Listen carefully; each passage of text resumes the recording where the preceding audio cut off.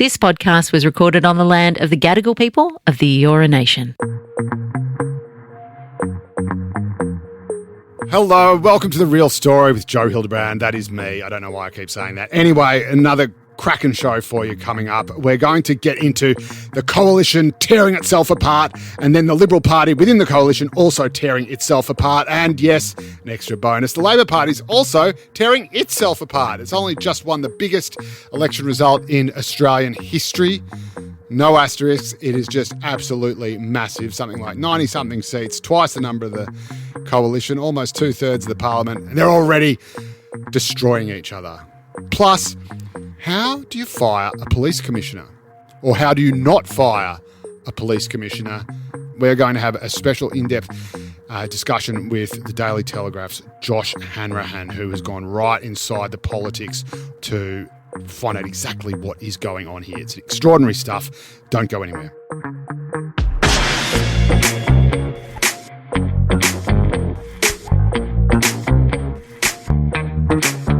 So first up, let's get into what is happening with the Liberal National Party coalition. Well, a couple of things that aren't happening. One is Angus Taylor is not becoming the Liberal Party leader.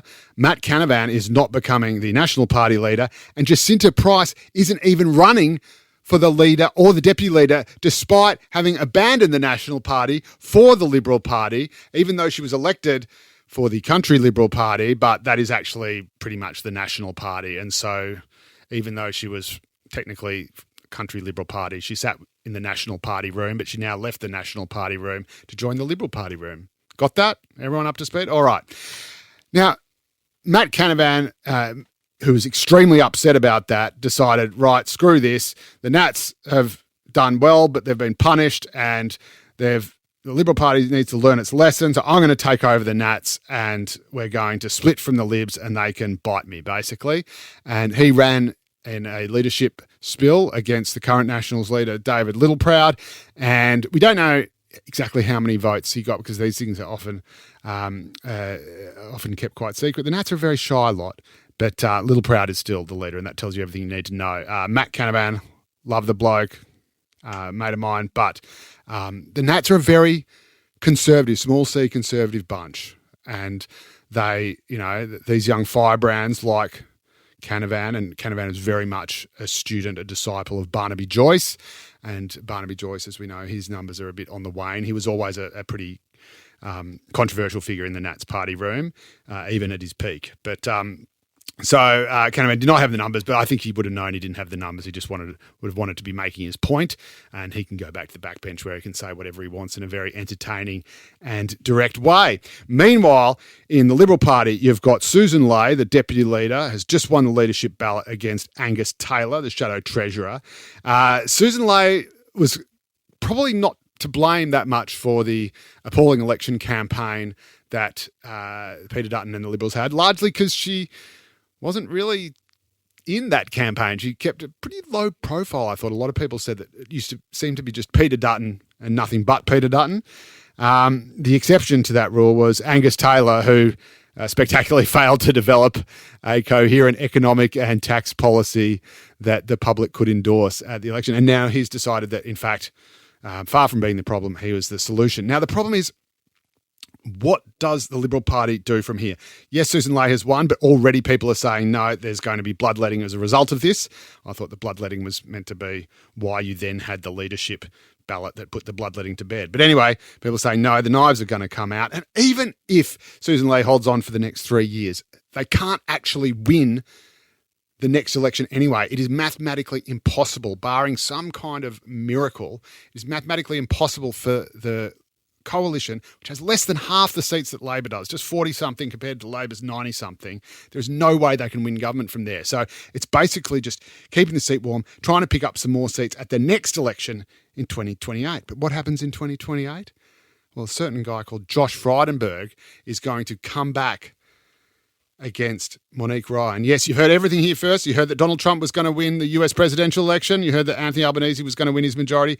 Josh Frydenberg, bet London to a brick, he will come back in Kooyong in 3 years' time. Monique Ryan only just won it this time against the Libs, and that was with Peter Dutton as leader. Imagine how she's going to go against the Libs when they have a woman as leader, a moderate like Susan Ley as leader, and with Josh Frydenberg as an opponent. That is going to be the mother of all rematches. Josh Frydenberg would almost certainly win in that circumstance. And if he wins, he will almost certainly be offered the Liberal leadership on a platter. In fact, there's an automatic spill after any election that either of the major parties doesn't win. And so, of course, he would almost certainly win that. And he's probably the only person who can hold both the left and the right of the Liberal Party together. So congratulations to Susan Ley for winning the Liberal leadership. We'll hopefully have a chat to her at some point. But best case scenario, she gets the job for about 3 years. And then, but anyway, we thank you for your service.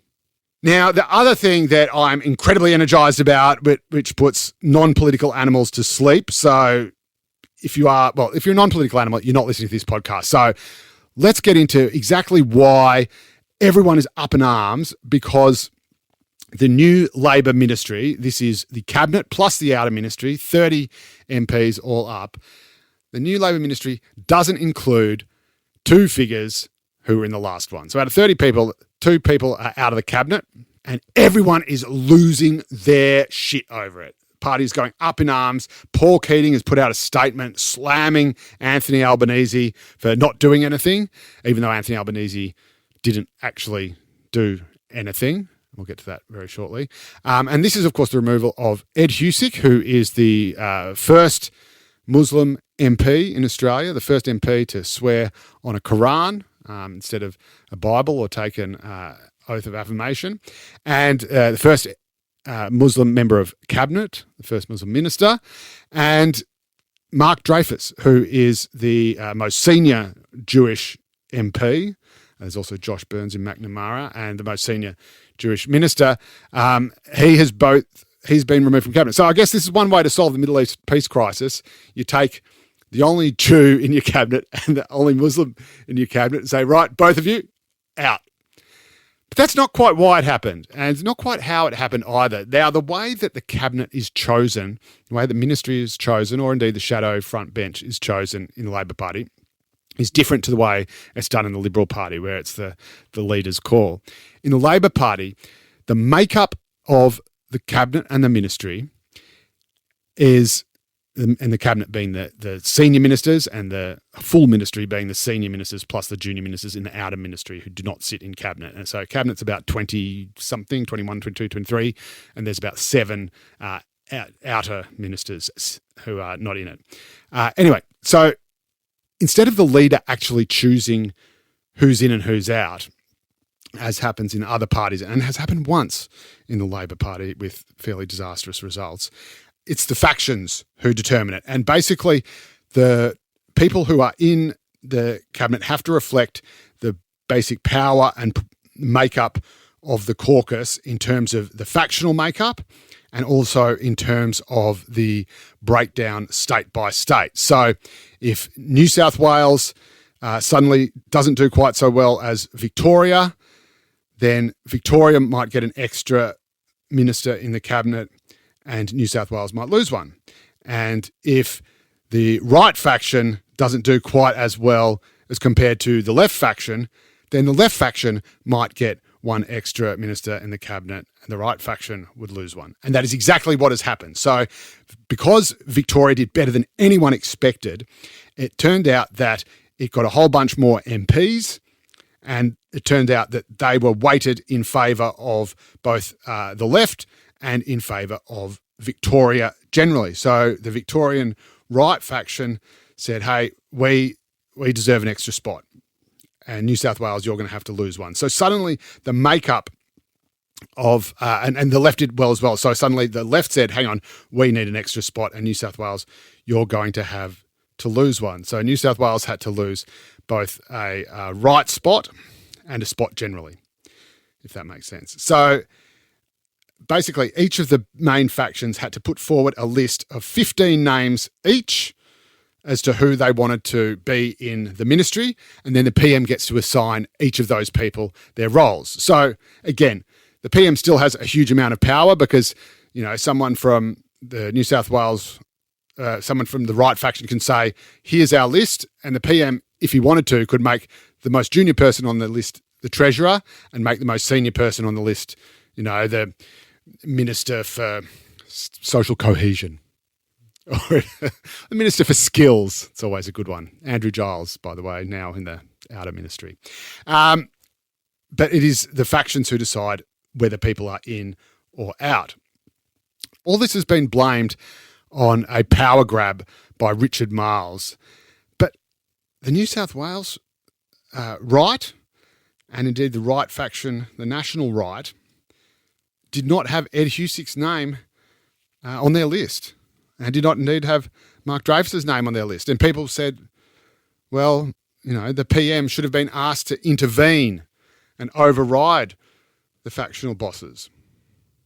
But who would ask the PM to override the factional bosses? Would the factional bosses ask the PM to override them? And why would they do that? Why would the people who are in charge of the factional system, which gives them all their power, hence the term power brokers, then say, hey, PM, we'd like you to override our power? So that was never actually going to happen. And the uncomfortable truth remains, and I really like Ed Husick, I reckon he's a massive talent. The uncomfortable truth remains, his own faction didn't put him on the list. And so there, I think, is a lot of sort of slight sort of name-calling, finger-pointing going on, where in fact it's not necessarily the Victorian right's fault that Ed Husick isn't in the ministry. Mark Dreyfus? Yeah, blame that on the Victorian right. But the Victorian right isn't even the Victorian right, because the Victorian right is actually split. And so the Victorian right, as it turns out, pretty much just has one senior minister in the cabinet, or Richard Marles has only one member of his sub-faction in the cabinet, as compared to Claire O'Neill, who is from an Australian Workers' Union aligned faction. So they've just got the two in the cabinet. And the New South Wales right has still actually got four. So it's got Jason Clare, Education Minister, Chris Bowen, Climate Change Minister. It's got Tony Burke, who's the Minister for Home Affairs, and he has just made his portfolio even bigger. And it's got Michelle Rowland, who is the new Attorney General in place of Mark Dreyfus. So the New South Wales right, ladies and gentlemen, still always wins.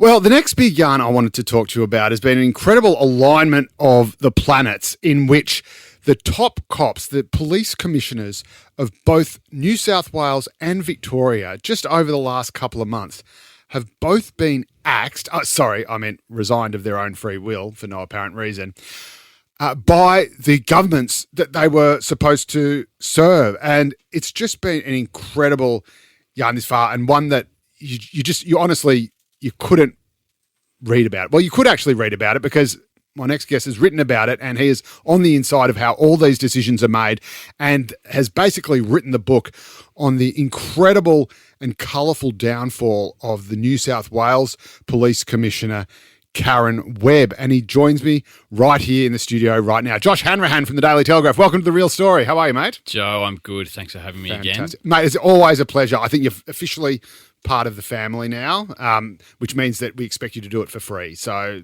that's love, as you have been. Yes. But let's go through this story. And this, I know we've got listeners all around the country, but this is a story that is obviously takes place in one of the biggest police forces in the world, the New South Wales Police Force, the biggest state in Australia. And we had the first female police commissioner, and suddenly, somehow, everything just goes off the rails to the point where over the last week or so, she has, I think the polite term is fallen on her sword, or has realised that she no longer can sort of do the job effectively or whatever. Tell us just a little bit about the 3 years of Karen Webb's stint at the top job, how she got it and what went wrong.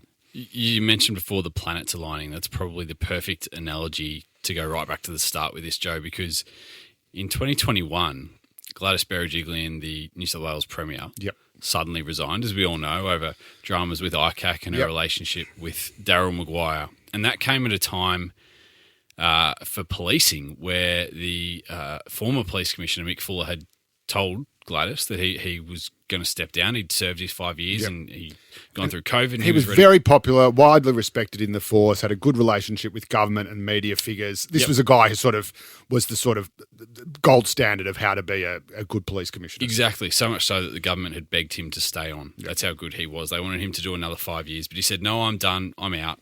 And so the Liberal state government then began looking for their next police commissioner, and they were set to choose a man called Mick Willing, who was a deputy commissioner in New South Wales at the time. But just a few weeks before he was going to be announced, Gladys suddenly was forced out, and that threw the whole show of who was going to be the next top cop in New South Wales out the window. And the incoming Premier, Dominic Perrottet, wanted to re-interview everybody and choose his own candidate. And one of the things that he was very focused on, if you speak to those who are close to him, is the fact that he had, or he perceived himself to have, a problem with female voters potentially as he came up to an election. And so what he wanted to do was to try and, I guess, knock that on its head. And so what he did was choose Karen Webb as the state's first female top cop, and that, he hoped, would show to voters that he had no issue with women whatsoever. It just goes to show how incredibly political this role is, isn't it? I mean, it's enormously. Yeah. It can be someone who's come up through the ranks. It's often, as in the case of Victoria, someone they've had to pull in from an overseas police force. We've had to do this here when we had corruption issues. Yes. With Peter Ryan, but it is just such an incredibly sensitive and, I suppose, you know, it's a job that's sort of always on a tripwire, isn't it? It's one of those things where something small can suddenly set off a chain reaction where everything goes wrong. But so I'm not going to interrupt you anymore. So Dominic Perrottet, who I love very much, but he seems to have made a poor call on this one. He said, I think Karen Webb interviewed really well. Yeah, he said a lot of things afterwards when it became quite apparent to a lot of people that, hang on, you know, this is an interesting choice. Yeah. Karen Webb wasn't very well known. She was deputy commissioner, the second highest rank in the force. Not long before that, she'd risen up to assistant commissioner. But her appointment took everybody by surprise. But people were willing to give her a chance. That probably began to change a little bit after a few media performances where people went, "Hang on a second, this woman isn't coming across." As, you know, a commissioner should in most people's eyes, which is, you know, they talk about the New South Wales Police being the biggest gang in Australia because, you know, it's the biggest police force. It's something like 15,000 or more. How many? What's it up to now? Last count's 17, I think. 17,000. But it should be. And I think it's like the third or fourth biggest police force in the world. It's absolutely enormous. and it should be over 20, but that's another. That's right. That's below strength. Story. And part of the reason, perhaps, why she went. But anyway, she's one of the most infamous media performances just after this tasering incident where a police officer tasered a very elderly woman at a nursing home. And Karen Webb said, among other things, that she took a while to sort of publicly respond to it when there was a lot of sort of outrage about it. And then she said that she hadn't seen the footage of it. And then when there was, I think this was the same issue, when there was sort of an outpouring of, and then when people had a crack at her, she said, anger. She said, well, haters gonna hate, a la Taylor Swift. Yeah, so that was another instance. So So the tasering incident came in May 2023, and that's about, you know, a bit over a year into her term as top cop, and that was the first time that people really were saying, hang on a second, this woman really is not fit for this job. Yeah. There'd been a bit of a build-up of other issues and poor media performances and questionable decisions on things, and people were saying, oh, that's a bit unusual, but, you know, whatever. And a couple of the big shock jocks in town kind of tiptoed around it and were willing to support her in the time, and the government was trying to support her. And anyway, when the Cooma taser incident happened, as you said, 95-year-old woman, Claire Noland, fatally tasered by a police officer. That was the first thing that really blew up. Yep. And then you went forward and there was a few other incidents. The next notable one is, as you said before, was the alleged double murder by a serving New South Wales cop, Bo Lamar Condon, of two men, Luke Davies and Jesse Baird. And there was a couple of incidents there that really fired people up. The first one was that a few days after Bo Lamar Condon was arrested and charged, they still hadn't found the bodies of those two men, and they eventually found them in a paddock on a farm down south, a few hours out of Sydney. And at a press conference afterward, Karen Webb she misspoke and she said, "I'm grateful for the assistance of this man who's allegedly killed 2 people. And then when she was criticised on that, she said, well, haters are going to hate. Taylor Swift was in the country at the time. She was trying to be punny. It really just blew things up to another level. So she's not a natural media performer. I think we can establish that. No, she's a horrible media performer. But people would say, well, that's okay. She didn't join the cops. That's right. To be a media performing clown, what's she doing inside the force? Yes, but then on the other hand, people would say, well, hang on. Sure, she may not have joined the cops, in the 80s to be on TV and on radio, but she put her hand up to be police commissioner. That job comes with media performances, and she should be better. And she is really impacting the morale of the police force and people's opinions when they see her up there representing the entirety of the New South Wales police force. Yeah. And of course, in an effort to then improve her media performance, she goes through this kind of like almost sort of hurricane-like turnstile of media advisors. She had Liz Deegan, who's a former colleague of ours, who very well respected. I know her very well. She's an amazing journalist, was a very senior journo, former deputy editor of the Sunday Telegraph. She seems to have been made a sort of sacrificial lamb for a couple of these media missteps. She then goes to bring in another former colleague of ours, Steve Jackson, who has since gone to Channel 7 on the Spotlight program and worked on the Bruce Lerman story quite infamously, who is an incredibly good journo, but a journo who, very much of the old school, almost sort of Fleet Street model where, he'll do anything to get that yarn. He produces amazing gold, but you wouldn't have thought he was the kind of, he's not exactly the sort of blue blood pillar of society, gentleman's club, clean skin who you would want to put as the head of media in a police force. And suddenly, of course, with all of the bad blood and the controversy that had blown up around the Bruce Lerman thing, he gets appointed and suddenly leaks just start, like floodgates opening, leaks just start pouring out about him and his reputation and stuff he's done or whatever. And suddenly the bid to solve her media problem becomes a media problem in itself. So talk us a bit of that. Yeah. If her media performance wasn't, diabolical, well, her choice of media advisors and the revolving door of media advisors really became almost a bigger issue for her. I think in the end, she ended up, during her tenure, paying out media advisors more than $700,000 of taxpayers' money. That number, I'll have to double check that. But it was a lot, though. I remember it was so much money to essentially get them out and bring a new one in. And people eventually were like, well, hang on a second, there's a common denominator here, and it's not your media advisors that are standing up in front of the cameras and causing a lot of the dramas. At the same time as we focused externally on media issues, media blunders, because that's really what a lot of the headlines that were, in the paper were all about. Internally in the force, there was just a rapidly declining morale and real questioning of her policing focuses, if you know what I mean. So that became a massive issue as well. And you mentioned that there's a massive shortfall in what the numbers of the police force should be, and indeed what they are on paper compared to what they are in day-to-day life when you take in things like sick leave, other types of leave. So you've got a shortfall of the number of officers that are actually on the books as compared to where you want to be. Then you've got another shortfall of number of officers who are on the books compared to actually turning up to work each day. And this is then becoming a bit of a death spiral, isn't it? Because officers then who are there are then working harder to cover for the shortfall. That means they get burnt out. That means they're more likely to quit. That means the numbers go down. And so she's presiding over this kind of decline, which hopefully might be turned around by some new measures this year. But there's a massive shortfall of officers. So you've got the external optics that is going haywire. The police commissioner doesn't seem to be respected. That reduces police morale because obviously if your commissioner isn't respected by the public, you are less likely to be respected by the public.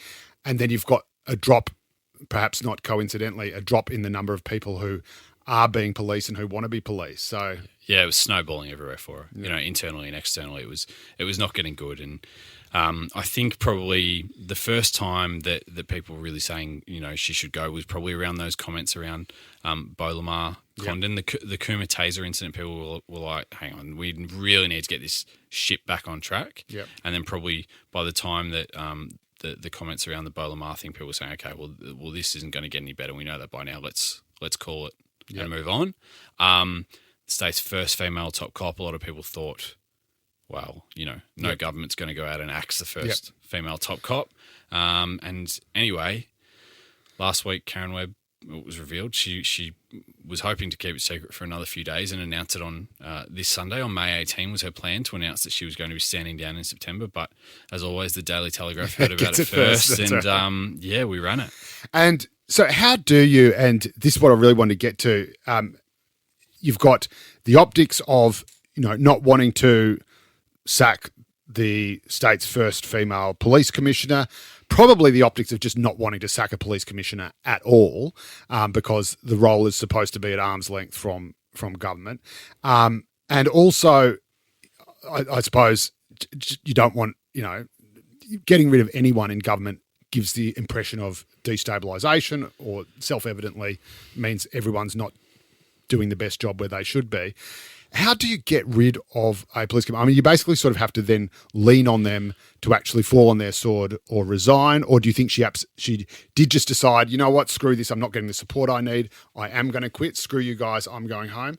How does that situation resolve itself? Yeah, well, to your first point, the appointment of Karen Webb came at such an interesting time, as I said before, because it came not only at the changeover of premiers from Gladys Berejiklian to Dominic Perrottet, that was very late in the term for that Liberal government. So not long after we had an election, at which point Labor came in. So Karen Webb was appointed, then we went to an election, and Chris Minns and the Labor government came in. So essentially, her appointment wasn't ever anything to do with the Labor government. So they can actually say, look, it wasn't our call, so that frees up one hand. Yeah, if you go back through... I'm sure you love going back through Hansard and all the parliamentary records, and I know you read them word by word. But if you did, I think it would be probably an interesting look to see the debate over Karen Webb. It probably never got to where it could have if it was early in a term of one government with the opposition saying, you're hopeless police commissioner, really going after it, because they can't, because they appointed her. Because when the Liberals, not long into her tenure, when problems really started to arise, Labor was in power, so the Liberals weren't going to say, hey, that's our appointment. And anyway, so that was an interesting thing. As for her departure, look, I believe she was told that she needed to go.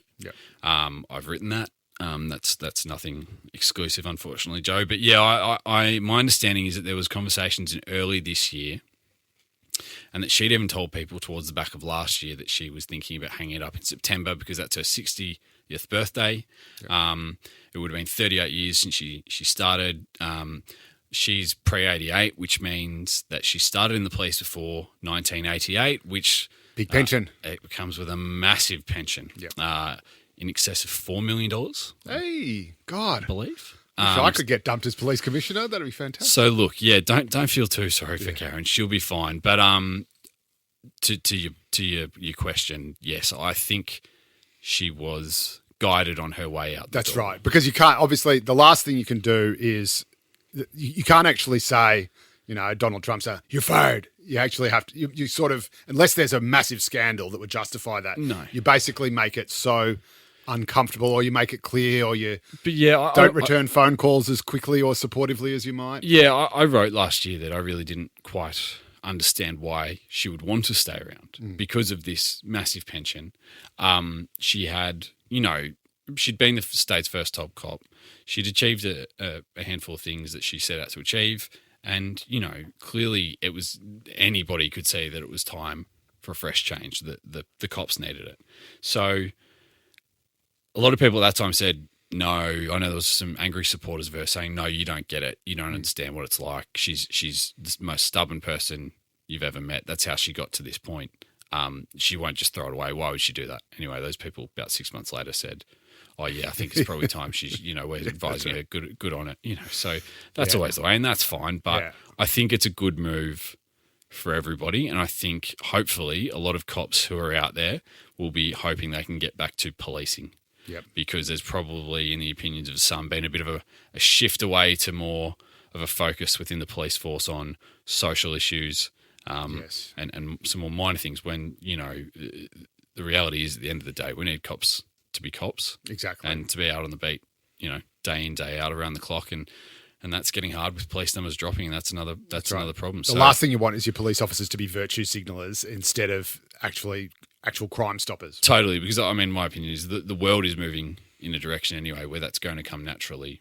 You would hope. Yeah, that's right. Exactly. Just get out there and catch crooks. And one of the issues in which this sort of thing constantly crops up is when you have, and we'll go to Victoria very quickly, but you know, we had Victorian police years ago after a particular terrible murder said, "Oh, men should stop doing this to women," and a lot of people, myself including, said, "Well, yeah, we know, mate, but they're doing it. So could you please actually go and lock up the ones, find out the people who are doing it and put them behind bars?" And one of the really successful things that the New South Wales Police have done is form a task force. I think it was just started as a trial, but it'll be rolled out everywhere, but it started in Western Sydney, is go out and actually go after those repeat offenders, go after the most dangerous domestic violence perpetrators and just get all over them like a cheap suit, lock them up, make sure they're not being left on bail, and it's had a massive impact. So that back to basics, sort of nuts and bolts, shoe leather police work. Yeah, totally, because, you know, these are the biggest issues now,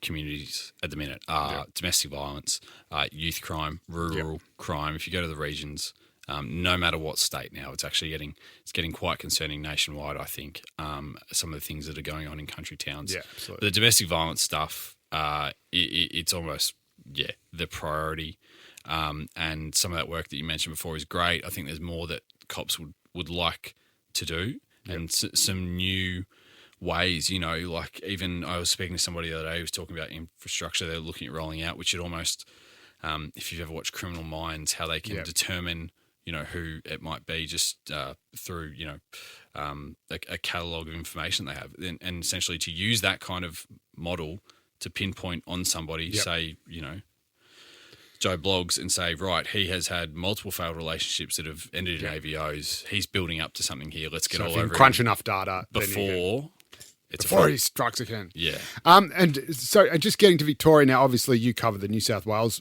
beat for the Daily Telegraph, but I am a proud Victorian. as am I originally. So there you go. I knew there was something I liked about you.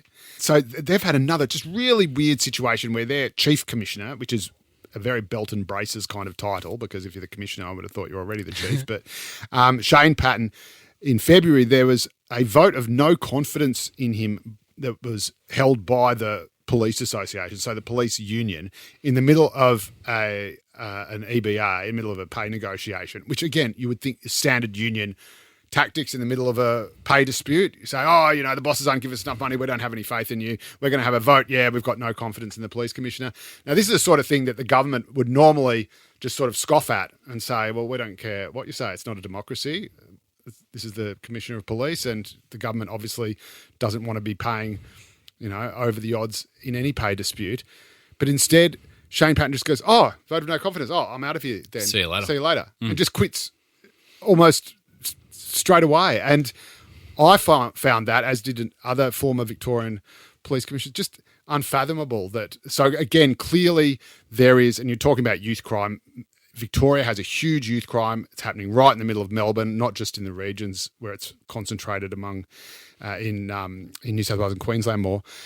Obviously, Patton there and his deputy, I think, has also been shown the door. I think they're actually taking the matter to the Corruption Commission. Some legal action going on there. They're saying, you know, was this part of a conspiracy or whatever? So they're all in cahoots. Who knows what will come out? But again, how common is it for governments? I mean, there is a perception clearly that the commissioner there was thrown under the bus as a sort of patsy for the youth crime epidemic. So the government can say, oh, well, obviously the police haven't been doing their job properly, so we're going to sack the boss, bring in a new guy from New Zealand, so not even from anywhere within the ranks of the Victorian police, but a guy from New Zealand called Mike Bush, which I'm sure there's a pun in there somewhere, but I just can't put my finger on it. But that seems to be the same sort of thing a bit, doesn't it? I mean, slightly different factors at play, but... Yeah, if you probably asked that question 18 months ago about how common is it for a government to step in, people would have said not very common. There's been a few examples of it, but going back years and years now. But you spoke about, so we've had Karen Webb, you know, is set to depart later this year. Shane Patton, as you said. If you go back to the start of last year, I'm pretty sure it was, Queensland's first female police commissioner, she resigned. Yep. And they were in the midst of a major youth crime epidemic. That was the reason there. So look, that's 3 from the 3, East Coast states in 18 months. It's quite unusual, but I think it does go to show where we're at as a society potentially.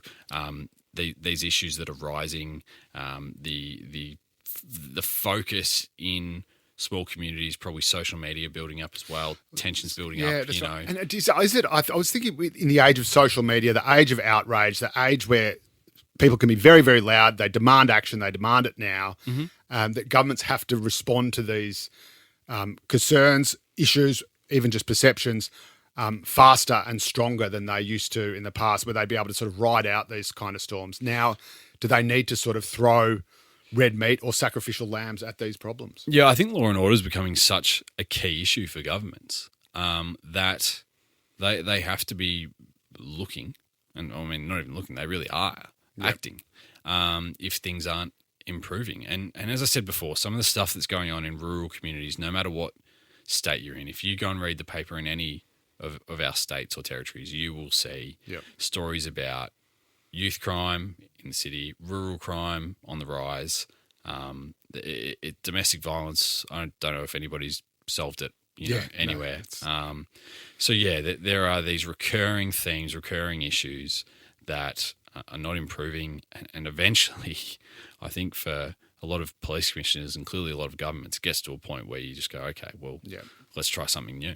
And another factor you mentioned, and I wonder how much that has to do with it, but it is an uncanny commonality, but you mentioned that it was Queensland's first female police commissioner. And funnily enough, the former Victorian police commissioner who said they were surprised that the government slash the current commissioner folded so quickly to pressure from the police union, which makes it look like that was, in fact, just a sort of a Trojan horse or just a Manchurian candidate to be able to do what they wanted to do in the first place. But that was Christine Nixon, who was Victoria's first female police commissioner, and she copped a huge amount of stick. She came from New South Wales, so a lot of the rank and file in Victoria didn't like her because she was a blow-in. A lot of them didn't like her because she was a woman. I know police officers have spoken to her about her, I should say, in very sort of unpleasant terms. But she said she was surprised that the government folded so quickly because she sort of toughed it out, even though she got in a huge amount of trouble for having dinner during the middle of some bushfires and having a haircut. And you would think that, if anyone was going to succumb to the pressure. But do you think that that in the case of New South Wales and Queensland, and maybe just the sheer amount of pressure that was put on Christine Nixon in her time, do you think it's a woman thing? Do you think it's part of it is, people, cops or the public being uncomfortable with having a woman for the first time in what is usually such a male and masculine and macho kind of role? Yeah, I do. Not everyone agrees. I have... Look, in the case of Karen Webb, which is obviously the one I know the most about, there are myriad things that you could point your finger at and say, that's a problem, that's a problem, that's a problem, that's a problem. And none of them have to do with her being a woman. But I do probably think that whether consciously or subconsciously in the minds of a lot of people, there probably is a little bit of misogyny. But other people who have been equally critical of her have said, no, don't think so. Supporters of her have said, no, I don't think it's anything to do with that. So, I don't know. It's just my opinion, Joe. It doesn't count for much. Who knows? Neither does mine, but we're here anyway. Josh Hanrahan, crime reporter extraordinaire for the Daily Telegraph. Thanks so much for joining us on The Real Story. Pleasure. And that is all we had time for this week. I hope that none of you actually fell asleep or had a heart attack due to all the overexcitement like me when I broke down the Australian Labor Party factional system. But if you are still alive, please come back next week. You can leave us a review. You can leave us a rating, 5 stars, obviously. You can slide into my DMs on Instagram at Joe_Hildebrand. You can send us an electronic letter. It's called an email, and it's therealstory@novapodcast.com.au. You can catch me in just about every bloody newspaper and on every TV channel in the country. I'm just sick of myself, quite frankly. If you can avoid me, more credit to you. But if you can't, or if you don't want to, I'll see you next week.